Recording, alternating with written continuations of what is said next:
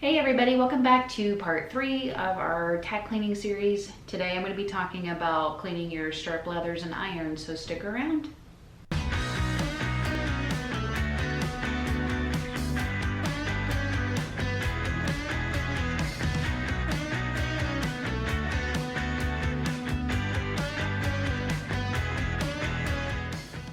In my last 2 videos, I actually talked about how to take care of your leather, which I'll go over again today, but I'm actually going to start with cleaning the stirrup irons first. And if you haven't had a chance to see those videos, they should be popping up right above, so click on those if you want to see how to clean your bridle and your saddle. So this is our last part of our 3-part series, so I'm going to be talking about cleaning the irons today. Stirrup leathers and irons see a lot of action. Not only do the irons support our disgustingly muddy boots, the leathers are also supporting our weight if we're ever riding in 2-point or just sitting in the saddle. So you really want to make sure to take good care of these. And one way to make sure that they're not in bad condition or about to break is to clean them, because you really don't want to be in 2-point and one of your stirrup leathers snaps because you haven't been taking care of the leather. So we're going to talk about that today. What you need to actually have on hand to clean your stirrup irons and leathers is some leather conditioner, some saddle soap, 2 clean sponges, a little toothbrush, and a towel and a bowl of lukewarm water. First thing you want to do is to remove your leathers from your irons. You're going to be kind of holding these in some water, so you don't want to get water on your leathers. You don't want to douse your leather ever. A little water is not going to hurt it, but if you soak it, that's not going to be good for it. So remove the leathers first. And then what we're gonna do is just take our bowl of lukewarm water, and you can put like a tablespoon of vinegar in here if you want to really get it clean. That is optional. You don't have to do that if you don't want to, but vinegar is not gonna really hurt it. And then I'm just going to hold this in my bowl of water and scrub all of this dirt from my boot off. I've been using these for about 4 months now, and this is the first time I've cleaned them, so I fully expect these to take a while to actually clean. If you want to, you can do the same thing that you do with your bit and soak them for a few minutes. Obviously, don't stick them in there and leave them for a long period of time because you don't want your iron to rust. If you're not lazy and you want to, the pad part actually pops out, so you can just soak your pad, which is what I'm going to be doing today. And then just give this a good quick clean. So we'll start with the pads first. I'm going to dunk them in my water and leave them sit for a few minutes, and then I'll come back and scrub all the loveliness off. Okay, my pads have been soaking for about 5 minutes now, so I'm going to go ahead and pull those out and give them a scrub, and we'll see how well this stuff comes up.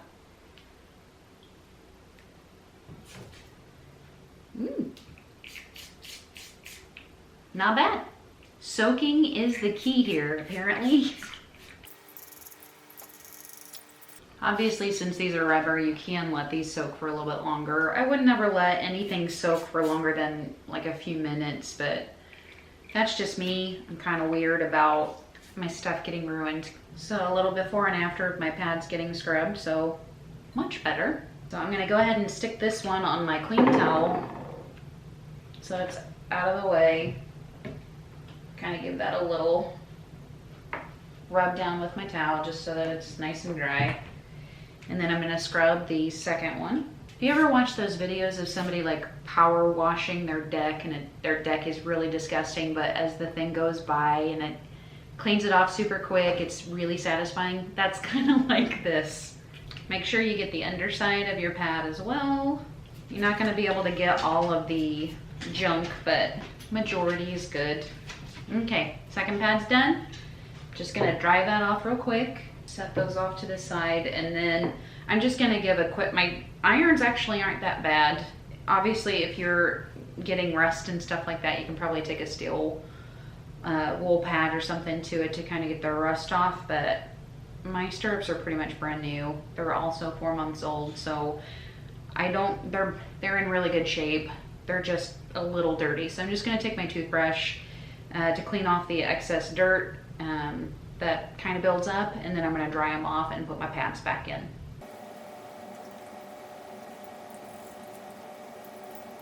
It does also help to have an actual toothbrush instead of just a little toothbrush head so you have some leverage. Use what you got, make it work. For anybody that's out there that's using vinegar in your water, vinegar can smell pretty potent, but you don't have to use very much, just maybe a tablespoon, and as it dries, the smell will go away. Done with my first one, I'm just gonna dry that off real quick. You don't want your irons to get wet or stay wet. I mean, I kind of follow the same rule of thumb that I use with any kind of leather that I'm wiping down or cleaning off. A little bit of water is okay.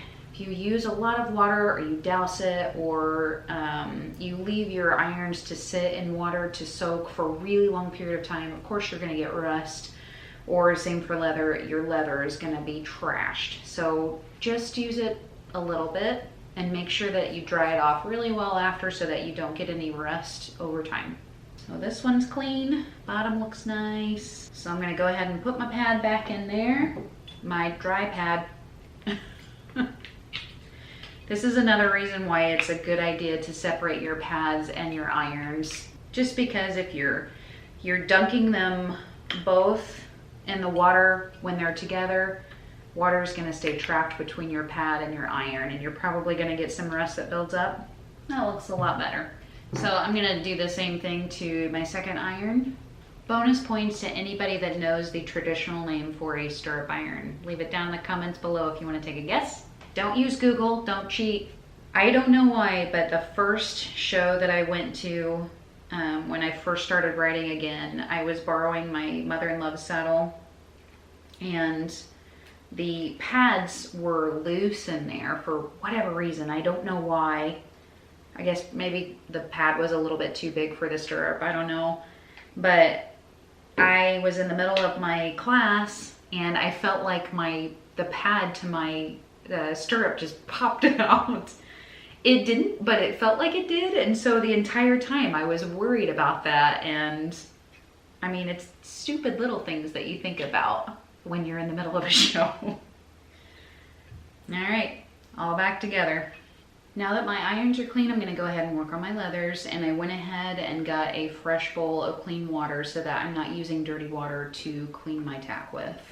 So go ahead and change out your bucket or your bowl of water, whichever. And I'm just gonna use a clean rag that is damp to wipe off the excess dirt and hair and sweat and whatever else mud that gets on my stirrup leathers. If you haven't watched one of my other videos where I'm talking about using water and leather, you're right, water and leather is a bad combo. That's why you only use a very damp cloth to get the extra dirt and stuff off.